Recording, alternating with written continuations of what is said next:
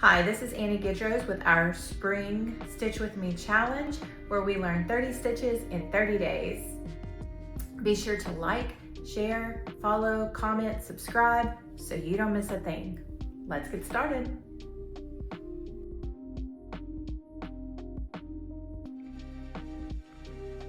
Hi, and welcome back. Today we are going to learn another spike stitch in the spirit of all these spikes that we've been doing over the past couple of days. This creates a really great pattern, especially if you use multicolor yarn. Of course, today I'm going to be looping in one color, which is called Pinky Toes by I Love This Yarn, medium weight yarn. Such a fun color, it sparkles. We're going to start, of course, by looping in our color. We're going to chain 2, and we're going to turn our work. Now, yesterday we finished our block stitch with double crochet, so that's going to make it really easy to jump into today's stitch. What we're going to do for each stitch is we're going to double crochet in the first stitch and chain 1. All we're going to do is double crochet, chain 1, skip 1 across the entire row, and that will give us our foundation. So double crochet, chain 1, skip 1, double crochet,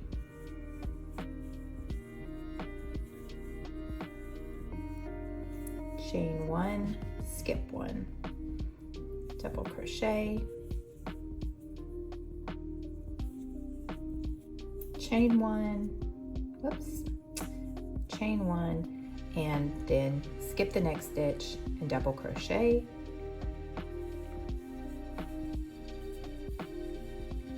chain 1, skip the next stitch, and we'll repeat this pattern to the end of the row. All right, we have finished the foundation row of our spiked double. We have a double crochet in our final stitch, and now we're just going to chain 2, turn our work. Okay, now when you've turned your work, we're going to start by creating our spiked double crochet into the V of the row below from yesterday. So not the row we just worked, but the row below that. You're going to identify the V of each skipped double crochet, and that is what we're going to be working our spike double into today. So I'll zoom in a little closer so you can see that. Between each post is our skip stitch, which is the top V of the double crochet from the day before.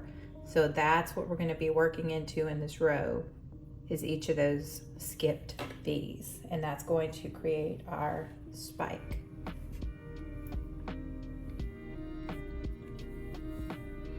Okay, so you're going to yarn over and create a double crochet like always, except you're going to put your hook into that V, yarn over, pull through, pull your loop up nice and tall. Now, if you don't pull your loop up nice and tall, you're just going to squish everything below it, and I'll show you that in the next stitch. But you want to pull your loop up nice and tall. Finish your double crochet and chain 1.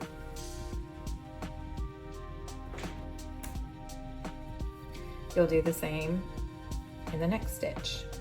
Find the V of the skip stitch, double crochet into it. Now look what happens if you don't pull your loop up very tight. It just sandwiches everything together. Also, you can see here, I didn't catch both sides of my V, so let me undo this stitch. Try that again. We're going to yarn over and go under the complete V, pull through, and stretch that loop up complete my double crochet and chain one. All right, and that's the pattern that we're going to do throughout. So yarn over, go into that V of the previous row, pull up a long V, and finish your double crochet. So same thing we were doing in the previous row.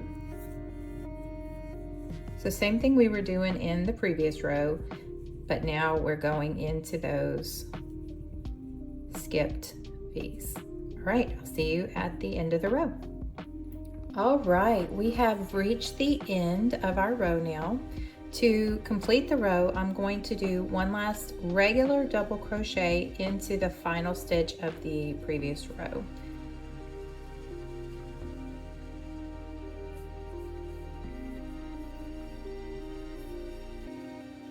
Okay, now to clean up our work, which you know I love to do, we're going to close in this mesh. Now, if you want to stop here, you can, but this is one, I don't like the mesh. That's not really meant to be part of the stitch. And two, we want an easy row to work into tomorrow. So what we're going to do is one final row. If you were doing a blanket, this would be your final row to close the mesh up and end this double spike stitch. So we're going to do that by chaining one,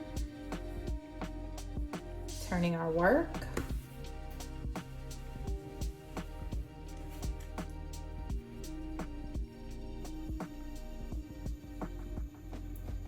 and we're going to start with a single crochet in that first stitch.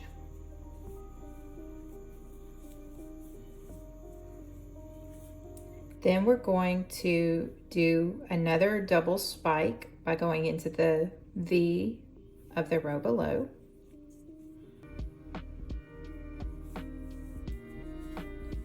Just as we did on our previous row. And then we're going to do a single crochet into our next stitch, followed by a spiked double into the V of the row below.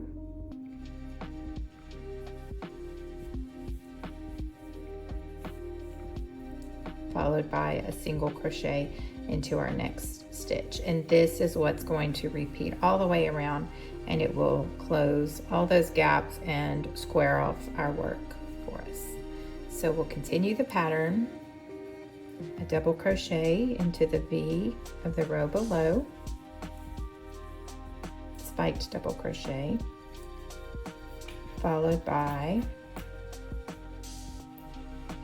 a single crochet into that next stitch, spiked double crochet into the row below,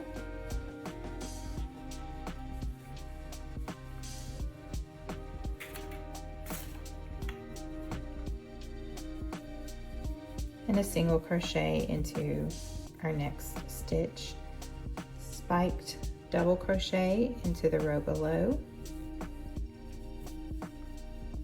and a single crochet into our next stitch. Keep doing that, and a single crochet into our next stitch. Okay, keep doing that, and I'll see you at the end of the row.